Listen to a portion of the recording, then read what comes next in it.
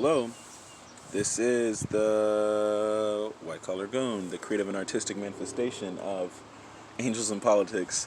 And I'm glad I got to have you here, and I'm able to speak with you. Today, well, first off, remember you're the news, and it's up to you to determine what you want to project to the world, what frequency you want to tap into, what channel or you are a channel yourself, right? So it's up to you how, you know, you are emitting and transmitting and just giving people information based on the way we interface with you, based on how we speak with you, based on what we know from you, based on what we hear from you, based on what we see from you. Do you get what I'm saying? So that's all on you. I'm gonna get comfortable, and I know you might like my pajama pants. Normally I wear like proper shorts or something like that, but I'm washing clothes right now. So yeah, like, you are the news, and be at one with that. Be in alignment with that. Continue to cultivate your system of synthesis, your system of synchronicity. And when I say synchronicity, I mean alignment. I'm talking like symmetry. I'm talking equanimity. That's balance. Like, find parts of yourself, whether it's your higher self and your lower self, your active self, your passive self, the conscious, the unconscious, the part that you love to show, and you're showing your face, and you're happy, and you're smiling, and you're on one, and people like you, people love you, people are attracted to you. But then there's a part of you that's like, you won't like me after I say what I have to say. You won't like me after I do what I really want to do right now. You really won't fuck with me because this is my shadow, and my shadow is going to show its face regardless. That balance, that the equanimity with your shadow and your higher self, the capability to be in control of your impulses, your indulgences, your hedonistic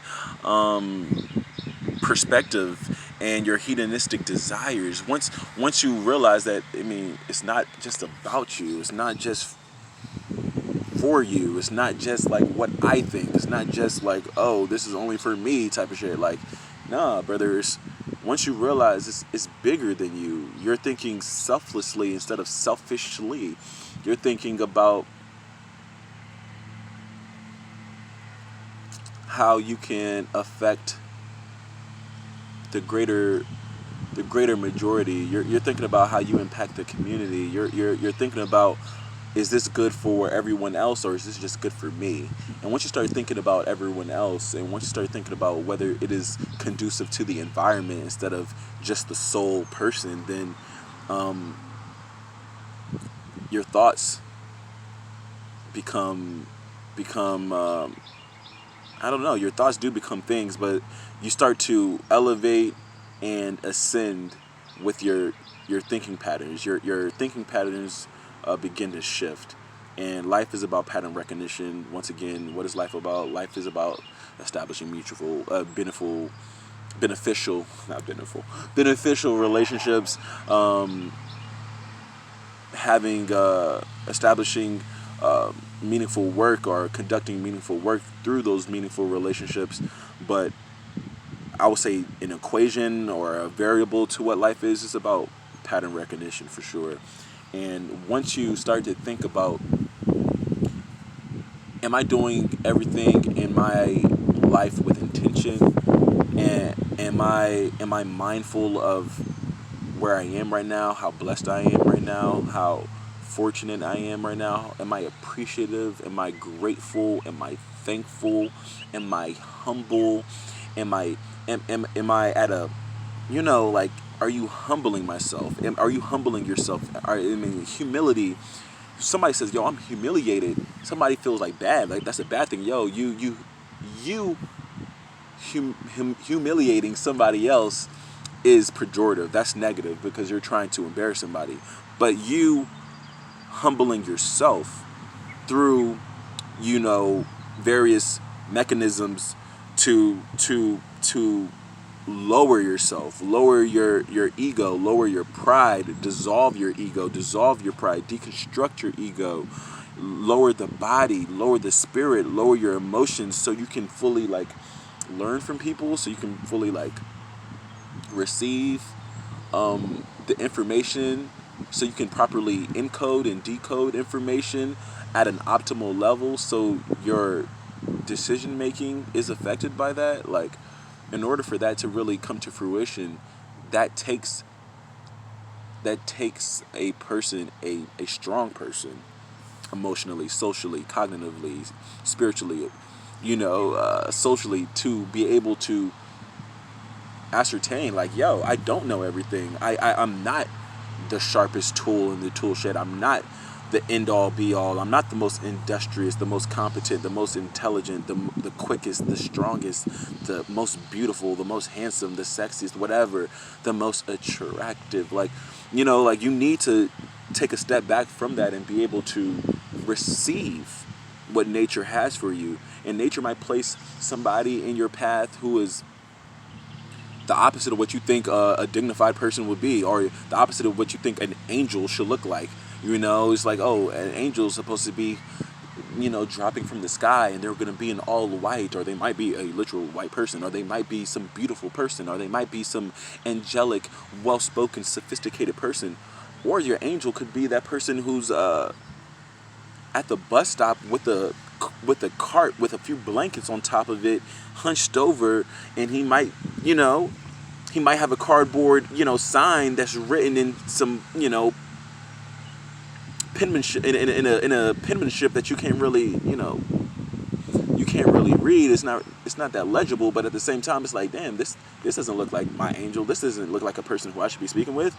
This doesn't look like a person who's going to provide me with any information to ascend, transcend, self-actualize, self-realize, become the optimal, quintessential, archetypal version of myself, the superhero.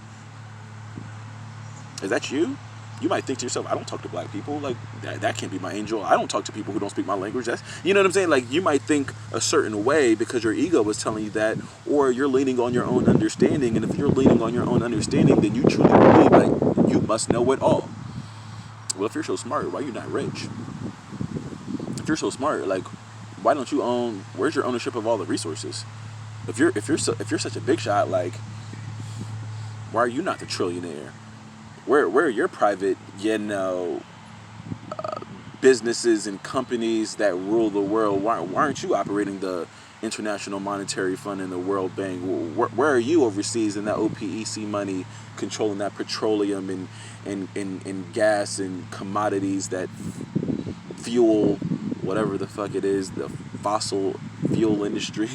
Like where is that for you? You know what I'm saying? If you have all of that, and not to say you need that. I mean, honestly, you don't. That's all political. But like, you want to be wealthy. You want to be healthy. You want to provide a sustainable life through sustenance, through economic factors, through you want to be able to interface with people and understand people and provide your spiritual gifts, but also be able to receive their gifts as well.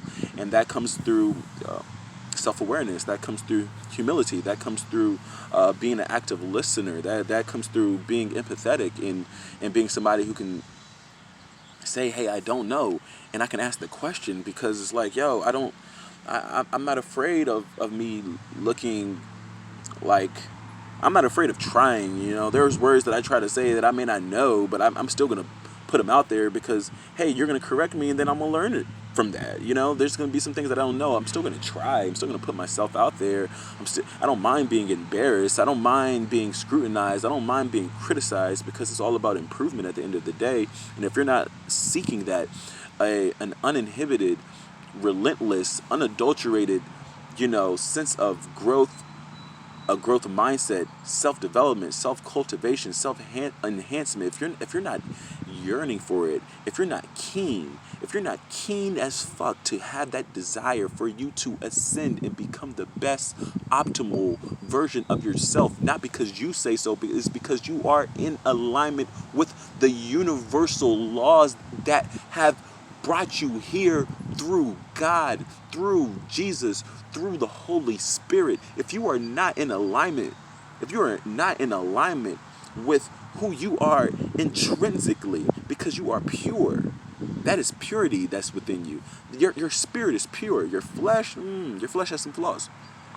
Not to say your face is flawed. I'm saying like your the things that comes from the flesh, your desires, your impulses, your mannerisms, those types of things. Oh, we can work on our personality. We can like we can alter like the way we think through calming the mental modifications, the perpetual, constant, incessant modifications and fluctuations of the mind through meditation. Of course, we're calming the mental lake or the mental ocean, depending on if you got some darkness in you. If you got some dark thoughts like me, like, then you got to go into the abyss to really go deep in yourself. And trust me, it's gonna be dark. When you get into your shadow, it will be dark, homegirl. When you realize that you have some demons and you have some dragons to slay. There's some tigers, there's some lions in there. There's some wild, vicious, vindictive, beast that is within you, and you will tame them. You will tame your mind. That's how you become the mastermind, because you will master your mind. You will tame your desires. You will tame it.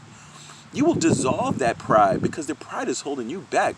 The pride is the difference between you being homegirl around the block and being like the self-actualized individual who will transform her community. The ego is the difference between homeboy being, the motherfucker who's just like playing Call of Duty and, gaining weight, drinking like cream soda and root beer floats. That's the difference between you being that person and being that outstanding, benevolent, empowering, powerful, empathetic father figure, brother, son, lover, romantic, person you can sympathize with, empathize with. Like, that's how you become the leader. Those are leadership qualities. But that comes with time. Trust me. You have to trust the process. You have to love the process. You have to be fully immersed in the process. Like, if this is the process, you want to say, come here to me. Like, you want to say, let me kiss your face process. Like, that's how you want to be with the process. So you want to really you really want to like express your personality and be at one with it, because that's the only way you're going to figure out, like, Lord, use me as an instrument. I am your instrument. I am your vessel. Lord, use me. And once the Lord uses you, then you're out there interfacing with nature. You're out there in sync with nature. You're out there in sync. You're in synthesis with where you're supposed to be, because you're doing it. You're reading. You're waking up and you're reading the scripture, or you might be reading the Quran, or you might be reading the Torah, or you might be reading some self-empowerment books. You might be reading your own philosophy books. You might be studying to be a scientist or an engineer or an architect, and you're reading the text. You're sketching. You're in your notebook. You're coding. You're typing. You're on your laptop, typing with fervor. It's like, this is you, because you're doing things with intention. You're in alignment with your purpose. Your life is purposeful. Your thoughts are purposeful. Your emotions are purposeful. Everything should be done with intention, and that is you. Be about your business. That's what baby means. Be about your business, and you love your baby. You cradle your baby, okay? You kiss your baby. You provide love to your baby. That's your business. What is your business? Your business is you. Your first business in your life is yourself. Trust me on that. Namaste. Namaskar.